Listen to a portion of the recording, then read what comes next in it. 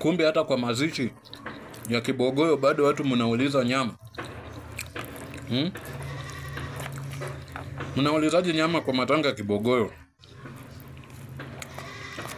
Mtu mwenyewe hata hajui utamu ya mfupa. Anyway, siku hizo ndio tunaonanga packed food ikifika lunch time. Nilikuwa nimepaka hapa ka lunch kangu, ka ugali managu.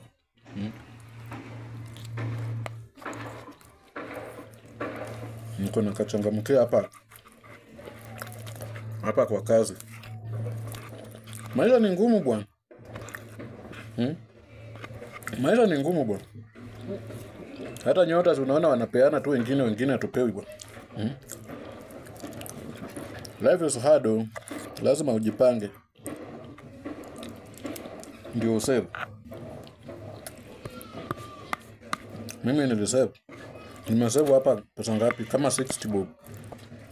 Kwa unga yenye niko nayo tu kwa nyumba. Na mboga ya mbao. Mafuta ni yangu tu iko kwa nyumba. Alafu tena nimekula. Nimeshiba mbaya sana. Mwenye alikuwa anasema at packed food has never reached lunch time. Ni nani? In fact saa hii ni saa ngapi? Hata imefika ni after lunch. Ninakula saa 8. Sio ni after lunch. Siku hizi packed food inafika after lunch. Tena hata unaweza amua urudi nayo kwa nyumba ukule sapa. Maisha ya Kasongo imetufunza mambo bwana. Maisha ya Kasongo imetufunza mambo.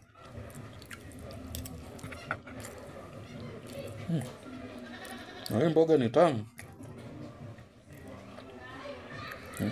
Nikuonyesha vile inakaa. Hii ni managu, pure managu. Hakuna mchanganyiko sijui ya spinach ama nini. Managu pure. Na kasembe. Hii kama mimi mwenyewe napika chakula inakuwa tamu hivi. Majamaa usually nitawa kweli. Bibi akuja nipikenge chakula mbichi.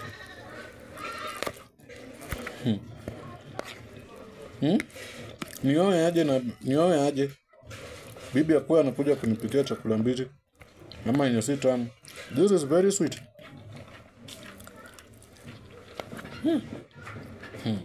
Mwache kuitisha ugali kwa matanga.